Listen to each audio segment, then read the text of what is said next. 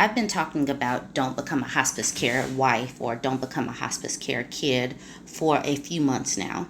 And we really need to dive deeper into this conversation because things will not change if we don't have honest conversations. Sometimes people come to my pages talking about, you got to forgive, you got to forgive. It's not my job to make other people forgive their parents if their parents didn't do them well. And also, if you bring it to your parents' attention and they ignore you, they gaslight you, or they shift blame, then you've done what you can. There's no breaking generational curses if people don't acknowledge. So Bloom Baby says we really need to have an open and honest conversation about toxic parents in the community as far as they are far too common. So let's have a conversation. What ends up side railing these conversations is people coming into my comment section like, oh my God, you're supposed to honor your parents and all that kind of stuff. They only ever give half scriptures. They're talking forgiveness and this is what Jesus would do. Okay, cool. Are we not to hold these same parents accountable for their behaviors? And where are these people when children are not being treated well? Because, they always fall back on the honor thy mother and thy father when parents have a responsibility to their children and not to throw it back in their face like, I took care of you, I gave you food. That's what you're supposed to do.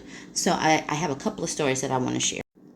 Indigo Girl says, it irks me that people say to children who were abused, you only have one mother, one father, yada, yada, yada. When my parents were abusing me, they should have known there is only one me. They chose to abuse, neglect, and gaslight me.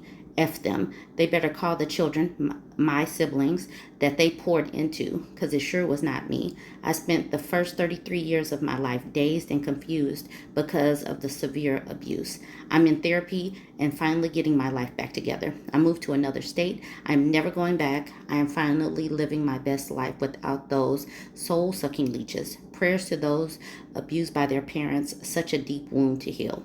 Now, people should never jump into the comments and tell a person like this, you just need to go back and forgive and do what you need. No, that is not part of her journey. If your journey included going back, then that is fabulous for you.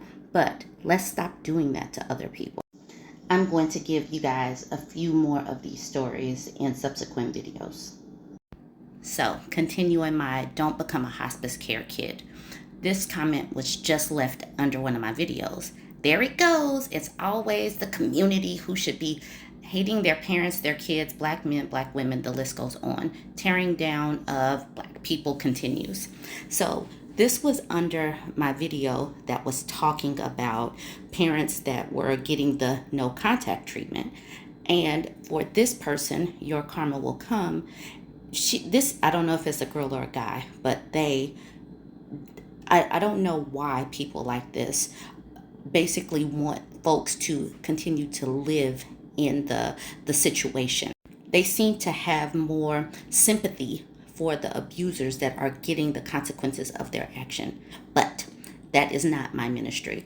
I want people who have been harmed to do what they need to do to heal, even if that is going no contact. So let's continue with a couple more stories.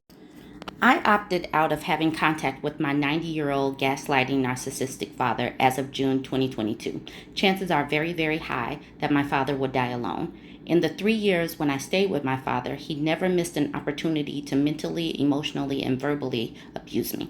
I offered my dad 3 choices: a part-time home health aide, a nursing home, or stay at his place and die. My dad chose option 3. My dad gets no sympathy from me as he nears the end of his life. My dad knew exactly what he was doing when he did it. My dad is alone today because my sisters and I want nothing to do with him. Good riddance to very bad rubbish.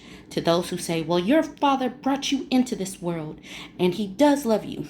My father stopped loving me and my sisters when he abused my mother. Don't you ever pass judgment on me and the other daughters' caregivers if you haven't walked a mile in our shoes.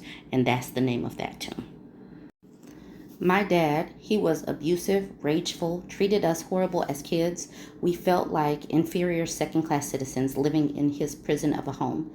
Me and my siblings are no contact. They've also moved far away. He is now getting mad that I am moving to another city. In his mind, he's afraid who's going to take care of him when he's old. Selfish to the end. And then Kinks and Curls follow with same. My family won't know where we're going here near the weekend. I'm here for zero contact with them after Saturday.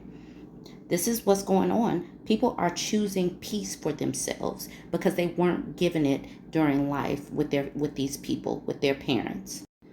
Folks can get mad at me for sharing these messages. I don't care. I'm here for the healing that needs to happen for the people that went through it. That's who I'm here for. If you have any stories, go ahead and drop them. Like, comment, share.